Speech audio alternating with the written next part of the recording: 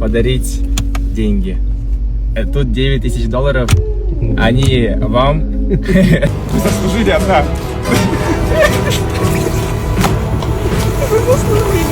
В этом выпуске мы расскажем историю молодого блогера, который сумел построить карьеру на Ютубе, снимая ролики.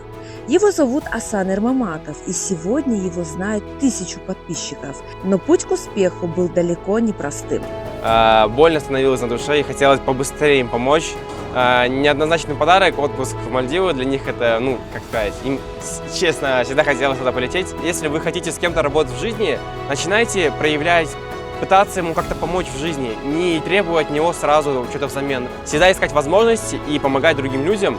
Авось кто-то из них заметит это и решит с тобой работать вместе. Асан начал свой путь с простого. Он снял ролик про игру. Это было сделано без особых знаний и оборудования, но именно этот шаг стал отправной точкой в его карьере. Тогда он и не думал, что YouTube сможет превратиться в профессию.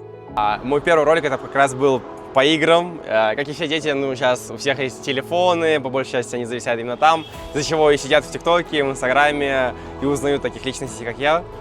Вот как раз игра была Clash Royale, я ее снимал, и с того момента все началось. Сейчас, конечно, другие игры популярные у дети, там Roblox, Minecraft играют в таком формате.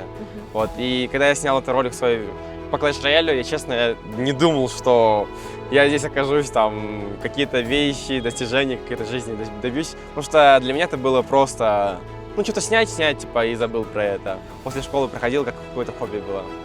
Его семья переехала в Москву в поисках новых возможностей. Первые годы были трудными. Родителям приходилось много работать, чтобы содержать детей и строить новую жизнь. Эти испытания только укрепили Асана. Он видел, как тяжело трудятся родители, и понимал, что тоже должен добиться своего. Я видел их состояние, они всегда уставшиеся приходили. Мама там жаловалась, что у нее тут уже мышцы, нога болит. Папа приходил, массаж ей делал, чтобы меньше болело. И в целом, эту всю картину, когда видишь, честно говоря, больно становилось на душе и хотелось побыстрее им помочь, как-то встать на ноги, хотя бы уже не просить у них деньги. И вот лет в 11 как раз начал заниматься ютубом. Это просто было как хобби, я говорил ранее. Уже после, когда вот мне уже лет 14, я уже перестал деньги просить. Начался мой первый доход с ютуба, с просмотров. Я искал разные способы, и первым моим заработком было, получается, то, что я делал дизайн на заказ. То есть эти обложки на YouTube, помогал всякие идеи, подкидывал другим ютуберам и продавал их вот за определенную сумму. Самый запоминающийся момент – первый заработок с Ютуба. Сумма была небольшой, но для Асана это стало доказательством. То, что он делает, работает. Это был символический шаг во взрослую жизнь. Да, у меня получается первый заработок, рублей что ли 100 было. Вот как раз я сделал обложку одному ютуберу, ему это понравилось, он купил, мне скинул деньги на Киви кошелек, тогда было, когда мне уже 14 лет, мне еще банка не было, своей карты и так далее, не позволялось, поэтому там электронный кошелек был, туда скидывал деньги и все. Я там уже тратил на свои там хотения, там колу там купить, там чипсы и так далее, уже не просил деньги у родителей. Со временем его доходы выросли, и одним из первых подарков стала поездка родителей на Мальдивы. Для Асана это был не просто отпуск для семьи, а знак благодарности за их жертвы и поддержку. Вы все сами видели, и я хочу свою мечту и отправить вас на заслуженный отдых. А для самых лучших у меня самое лучшее, и это отпуск в Мальдивы. Ну как вам?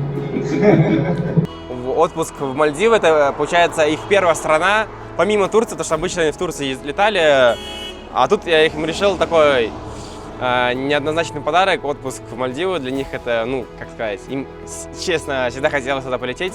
Я в моменте решил, почему бы и нет, купил отпуск и вот видос записал. Честно говоря, на тот момент у меня не было вообще подписчиков в Инстаграме, я всегда закидывал эти видосы от души, то есть это как вот YouTube начинал, тоже на пофиг закидывал, как и везде на самом деле. Если ты вначале будешь ставить какие-то ожидания, что вот сейчас залью, сразу миллион просмотров, такого не будет.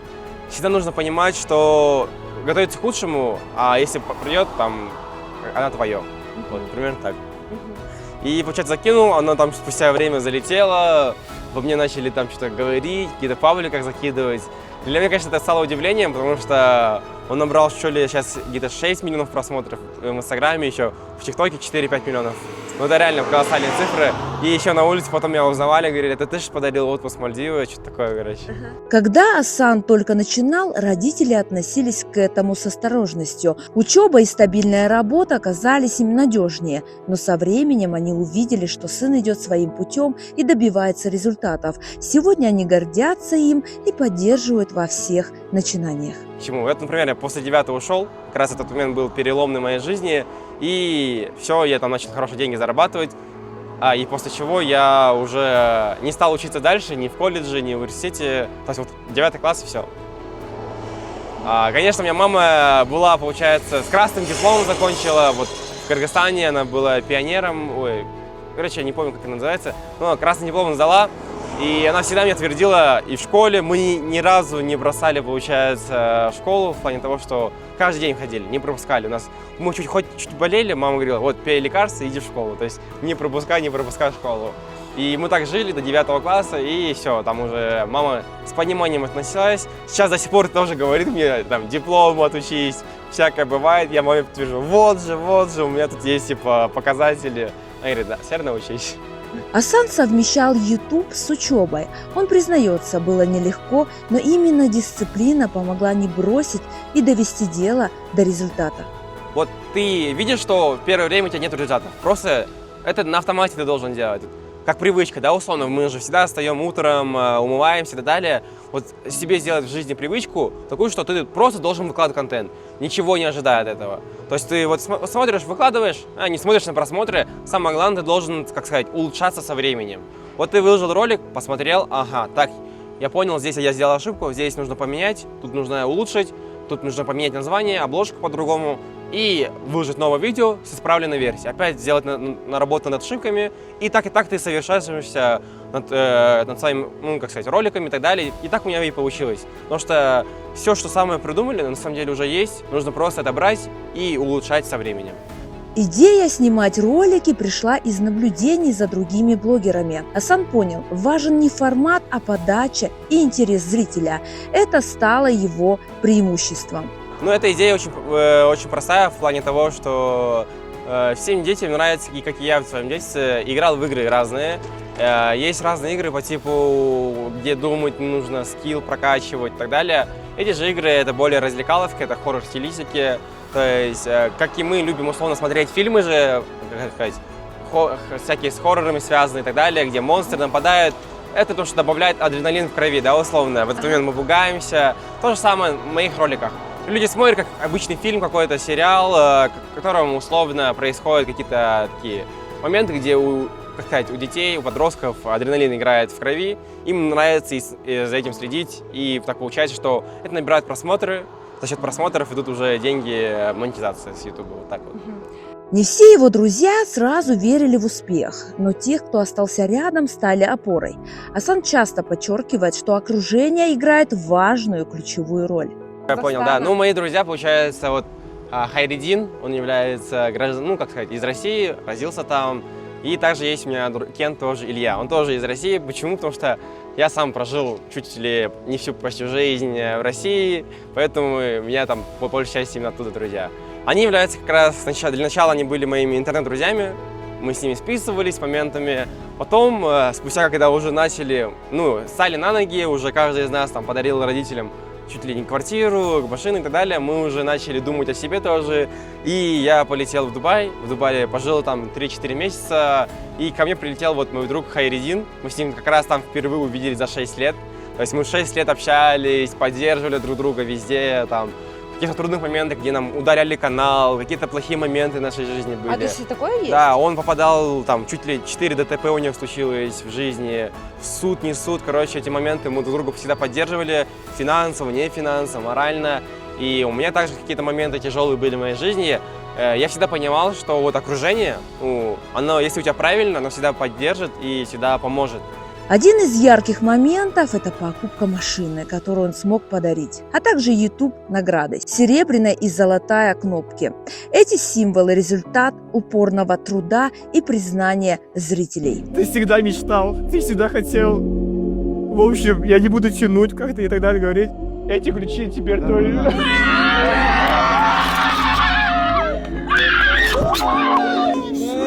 Да ну Я не шучу, это реально твоя машина, это не какой-то пранк. Ну, история очень, на самом деле, простая, потому что я видел, что он эту машину всегда хотел. Это кто? Вот Хайредин, это мой лучший друг. Ну, то есть, такого друга я в жизни уже не встречу, потому что кто со мной пройдет такой же путь? От нуля до момента, как мы сейчас стали, да, узнаваемыми личностями в Кыргызстане, как минимум, если не говоря об СНГ. И я понимал, что он попал в такую трудную ситуацию, у него не было ни одной, вообще машины. Мы с ним, получается, отдали нуждающимся людям, вот у него была машина BMW 4, мы отдали нуждающимся людям его, и он остался без машины, а он прям фанат BMW. Он прям, я-то так, катаюсь, а он прям фанат, уже там, короче, только мысли о BMW идет у него речь.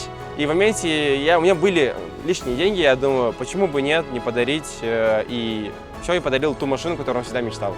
Асан уверен, начинать может каждый. Главное не ждать идеальных условий, а действовать уже сегодня. Ошибки будут, но именно они ведут к успеху. В свое время я был низким ютубером, у меня было там 500 подписчиков, но я хотел познакомиться с ютуберами, которых по 6 миллионов, по 7 миллионов подписчиков. И что я делал? Я брал какую-то идею, находил всякие возможности, условно, это какой-то был баг в игре, ошибка какая-то, о которой он может записать ролик. Я как-то пытался связаться с ним, предлагал эту идею, он, увидев мою целеустремленность, отблагодарил тем, что условно со мной записывал видеоролики, коллаборацию. Я 500 подписчиков, он 6 миллионов, и он меня рекламирует в своем ролике, говоря о том, что спасибо большое Асану, ссылка на его канал есть в описании, переходите, подписывайтесь. И вот так я искал возможности, и так же и в жизни.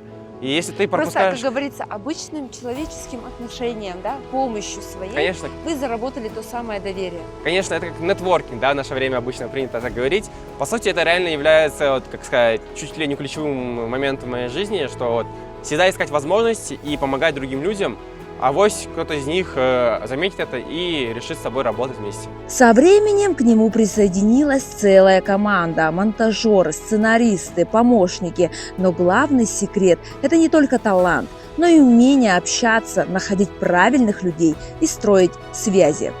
Талант заключается в том, что показать, что ты хочешь работать, потому что есть много людей, кто мне пишет в Инстаграме, в Директе: я хочу работать, что мне делать. Если ты не знаешь уже, что делать, что мне предложить, как я с тобой могу работать? Хотя бы напиши, что ты умеешь делать, какие твои таланты, которые ты можешь подчеркнуть, тогда можно посмотреть и подумать, можно ли тебя взять в команду. И вообще в целом, если вы хотите с кем-то работать в жизни, начинайте проявлять, пытаться ему как-то помочь в жизни, не требовать от него сразу что-то взамен. История Асана Эрмаматова – это пример того, как молодой человек, начавший с обычного ролика про игру, смог построить целую карьеру, помочь своей семье и стать вдохновением для тысячи людей. Его путь показывает, с упорством, идеями и верой в себя можно добиться многого. Эльвира Сатыбекова, Оскар Уланло, репортер Киджи.